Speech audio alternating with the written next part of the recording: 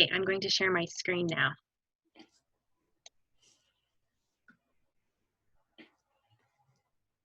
Okay, so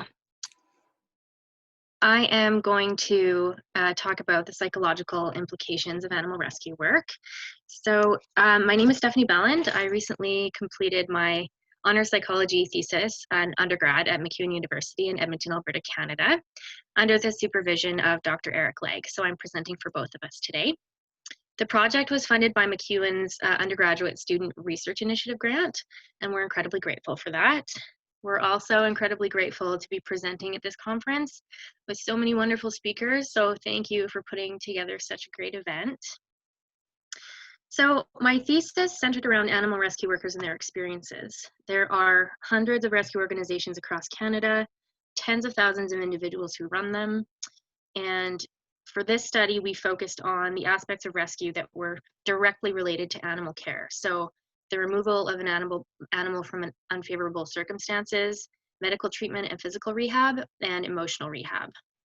So we really set out to investigate these facets of rescue work and what they're like for the people who perform them, how they affect their mental health, and how this in turn may affect the animals they work with. And to our knowledge, this is the first study to look specifically at the mental health of animal rescue workers in Canada. So I'm sure most of you have heard of animal rescue before, whether you've adopted an animal, someone you know has adopted an animal, or you've followed organizations online. Most of the time, the organizations really focus on the animals, which isn't a bad thing, but they don't pay attention to the people behind the scenes who are kind of running the show. And these people work so hard, they are so deeply invested in the animals they care for, but because of the setting, it's a double-edged sword. So their devotion and compassion can make their work incredibly fulfilling, but it also makes them more susceptible to animal suffering. So they have these really deep bonds with animals, but that opens them up to great emotional and psychological pain. So all of the photos we're using today are courtesy of Joanne McArthur. She is a Canadian photographer and has a We Animals archive online. I would highly recommend checking her out. She's just an incredible photographer and person. The Ghost in Our Machine was actually based on Joanne McArthur. Okay, so we're going to talk about some stressors. Before we put out the major survey, we put together a small pre-survey that was just 8 open-ended questions, just to gain some insight from rescue workers into their major concerns. And these are some of the stressors that they described that seem to have the biggest impact on their mental well-being. So seeing abuse and neglect inflicted on animals by humans, bearing witness to animal suffering, experiencing the death of animals, and making difficult decisions regarding intake, treatment, and euthanasia. So we suspected, based on the answers that we got, that these stressors would be associated with negative mental health outcomes. And so these are the potential consequences. One of the most notable is compassion fatigue. This has been studied rather extensively among people in caring professions, and it's made up of 2 components, so secondary traumatic stress and burnout. Secondary traumatic stress comprises symptoms of trauma that can arise from secondary exposure to an acutely traumatic event, such as removing an animal from a situation in which they've been severely abused. Burnout is the despair that can result from an individual's feeling of incompetency related to their work. So heavy workloads and extended work hours put rescue workers at risk of burnout. And ultimately, the emotions associated with burnout can end up preventing them from doing their job effectively. Depression shares a relationship with compassion fatigue, and it's another illness that has been associated with the stressors we discussed. It can be related to the loss of animals, which is an inherent part of rescue work, or to a sense of hopelessness brought on by the never-ending number of animals in need of saving. In the pre-survey, we also had rescue workers discuss situations in which animals were found in horrific conditions, which we felt may have resulted in trauma. So trauma is characterized by a whole range of symptoms, hyperarousal, anxiety, emotional numbness, and depression. Then there is the death of animals. That's another stressor, and these losses do result in grief, the intensity of which varies.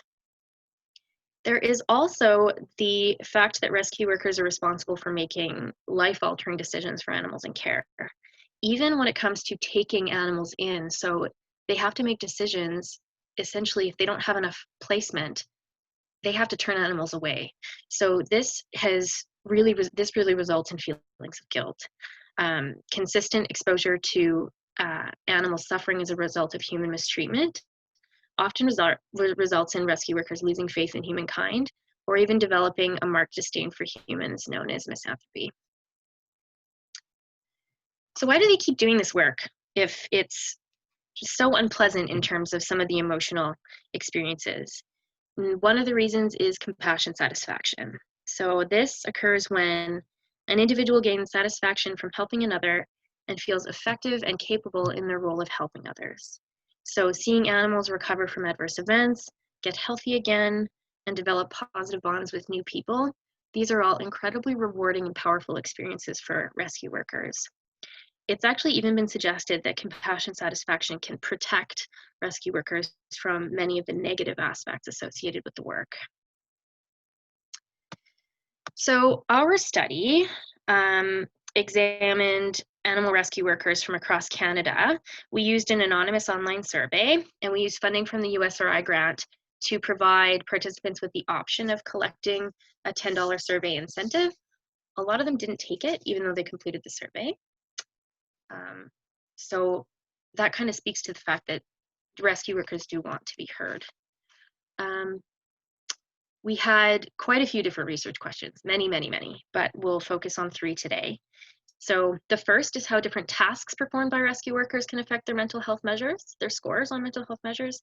The second is how different types of animals may affect mental health scores, and as well how feelings of personal responsibility would correlate with the scores on mental health measures. So task type, animal type, and personal responsibility are the independent or predictor variables in the study. These measures captured our dependent or response variables. So to measure compassion satisfaction and compassion fatigue, we use STAM's Pro Quality of Life scale. To measure trauma, we used the PCL-5, and to measure depression, we used the PHQ-9. Guilt and grief were measured using a short series of questions that were adapted from different sources, and misanthropy was addressed with one single question. So first we'll discuss the general findings, and then we'll move on to the relationships between variables. So we found first that respondents had really high scores on compassion satisfaction, which was a really positive finding. So the majority feel that the work they're doing is valuable and that they're effective as caregivers. There were also many negative findings. So the mean scores of secondary traumatic stress and burnout were in the high mid-range, and the mean depression score indicated mild depression among respondents. Not only that, but 13% of respondents indicated that the depression type symptoms they were experiencing actually interfered with their functioning in everyday life. Scores on the trauma measure really varied. Some reported little to no trauma symptoms, but according to guidelines set out by the National Center for PTSD, a considerable 18% of respondents scored high enough to be provisionally diagnosed with PTSD. Furthermore, 67% of respondents, so 2/3, reported feelings of misanthropy. So they stated that since beginning work in animal rescue, their view of humankind has become more negative. All the scores on the negative mental health measures were related to one another. So higher scores on depression were correlated with higher scores were positively correlated with higher scores on, say, trauma measures. And negative mental health measures actually had the opposite relationship with compassion satisfaction.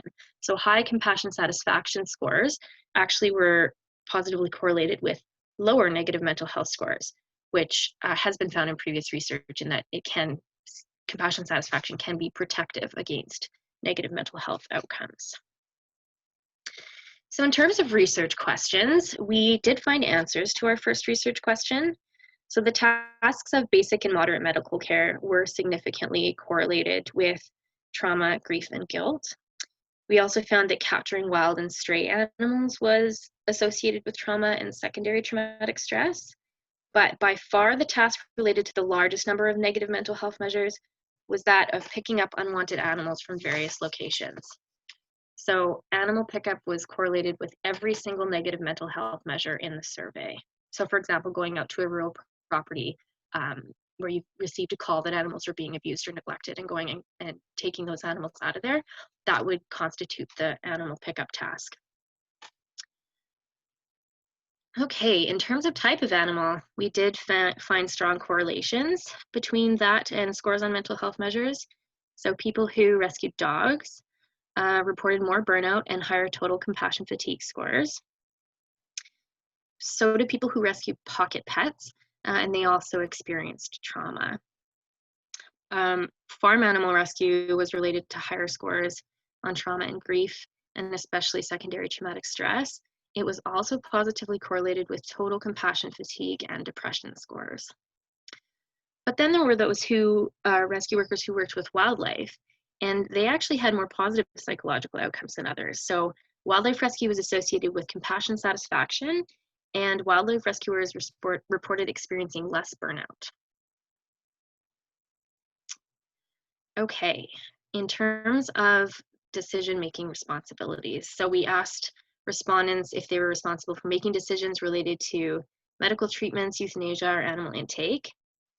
And as with the animal pickup task, we found that decision-making responsibility was associated with secondary traumatic stress, trauma, burnout, depression, grief, and guilt. So the strongest finding in terms of personal responsibility was actually its association with grief.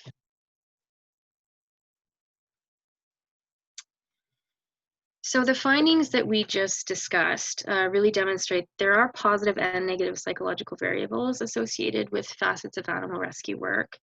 While compassion satisfaction scores were high, there were many negative symptoms reported. And the fact that there was considerable comorbidity between scores on the different negative mental health measures, there are some really grave implications here. So an animal rescue worker who is struggling is likely not only faced with one adverse psychological consequence, but with many. So this is a population that is suffering. That in and of itself is enough to justify this research and future research into the experiences of this population, but the implications stretch further because the experiences and emotions of rescue workers are so thoroughly entangled with the animals they care for. So now I'm going to outline some issues that connect our findings with findings in animal cognition. So when we think about the results of the survey, it leads to a lot of questions regarding how the mental health of rescue workers could potentially affect the animals under their care. And based on animal cognition research, there are a myriad of ways that it might. So these are a few. So individuals who experience depression are also at risk of struggling with personal distress. This is a self-focused and dysfunctional type of emotional empathy. So it's different from other types of emotional empathy. It can lead not only to biased decision-making, but also to burnout and exhaustion. It can also have an adverse impact on empathic interactions. And that's one of the most important aspects of rehabilitating and interacting with animals.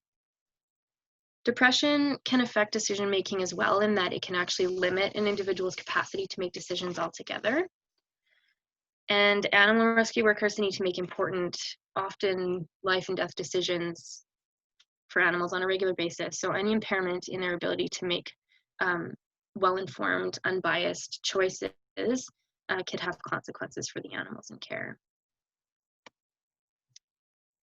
So depression and trauma as well are associated with what are known as emotional processing deficits. So these deficits affect how we regulate our own emotions and how we experience emotion, but also how we express our emotions outwardly.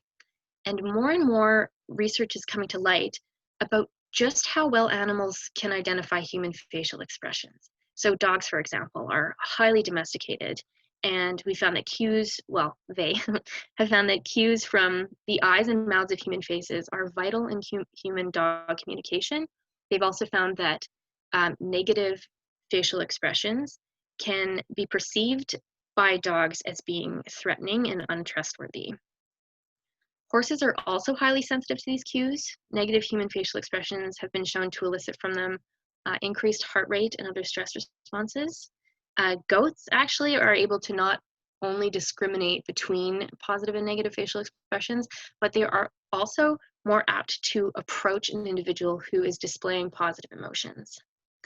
So the potential implications here are quite serious.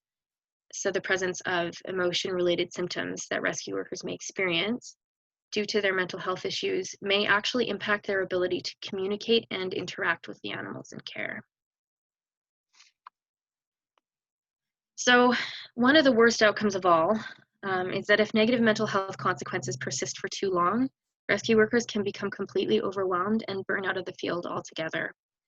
Hundreds of thousands, if not millions of animals are in need of rescue and care every year in Canada alone, and every time an organization shutters, less of them receive the help they need. The fact that rescue workers may be struggling with negative mental health outcomes associated with their work, that it could limit their functionality in everyday life, and even affect the animals they hold so dear, is one that must be taken seriously and further investigated. More research in this area would continue to provide valuable insight into the work and psychological health of rescue workers, as well as inform interventions that could provide necessary relief for those who are struggling, and maybe even for the animals themselves.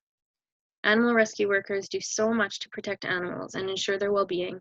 The least they deserve is to be looked out for as well.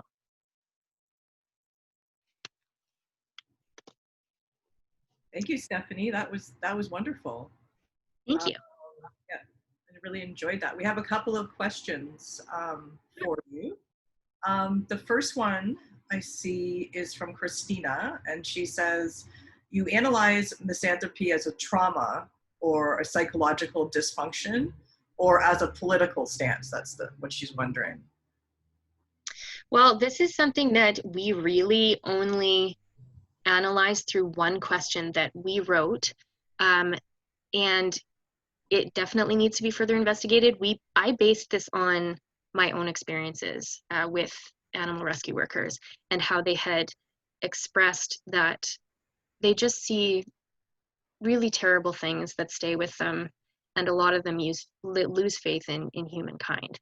So it's a bit of both, I guess, but that's something that would need to be further explored. I can't really speak on that from the data that we've gathered so far. Okay, thank you. Yeah, we only have a couple of minutes. It looks like we do have another question. Maybe we could jump to that, and then we can keep going in the chat, at least amongst us, you know, throughout the conference here. Let's see.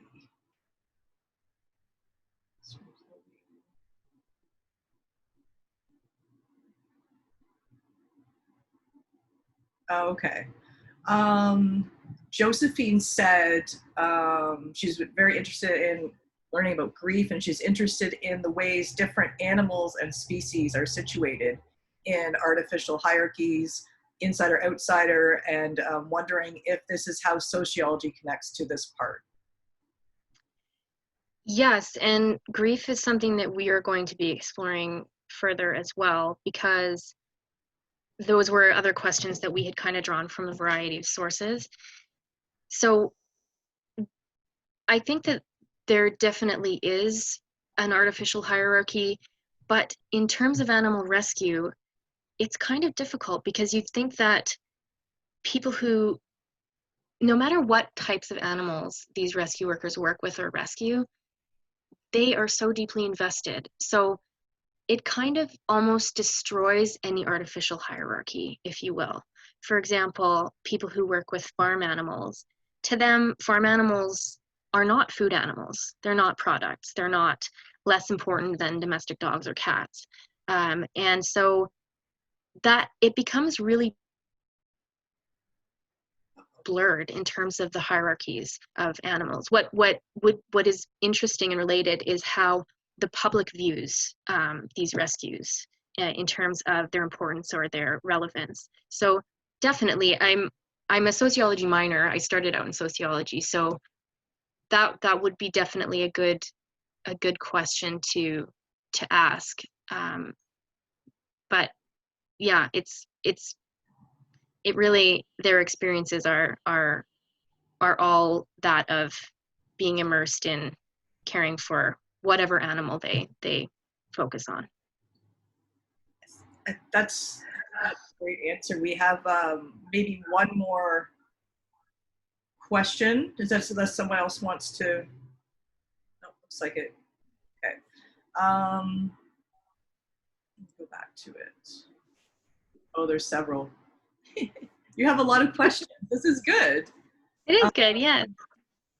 So Zoe wrote, I'm also interested in why the impacts of free living or wild animal rescue are so different. I noticed that in the presentation too. Does this speak to the role of humans in directly inflicting routinized harm to farmed animals or the socially and material conditions that lead to animals needing to be rescued? It's interesting there was a difference you found there. Yeah, it really was. And I didn't expect that based on my experiences, but it is a bit different in terms of the level of, and I'm speaking from my own personal experience here, the level of attachment that you are supposed to have in terms of animals. For example, with wildlife, it's very rare that you name them. You know what I mean? And they're different in that you know that they're going to have to be released, and they're not necessarily treated the same way as domesticated animals. And so I don't know if there is less attachment because of that, which results in less of these negative mental health outcomes, or what. That's something that we need to address quite a bit further, because it is a very interesting phenomenon and hasn't necessarily been found in other research. There's actually quite a bit of wildlife rescue research that comes out of Australia, which has been fantastic, but I'm not entirely sure. It's something we need to further explore, but it could be that there's less bonds developed just because they are wild animals, and you're not supposed to form bonds with them, right? You're supposed to limit human contact. So it's kind of the opposite of other rescue, where human contact is really encouraged. Yeah, that makes sense. Yeah. Thank you so much. Thank you for the presentation. And we're going to keep more things that come to mind. The chat just keeps on going in the background there. So that's yeah, for sure. No, thanks for having us. It was great. It's a great conference. Wonderful. And yes, of course, thank you to Dr. Legge as well. Of course, yeah. Thank you. All right.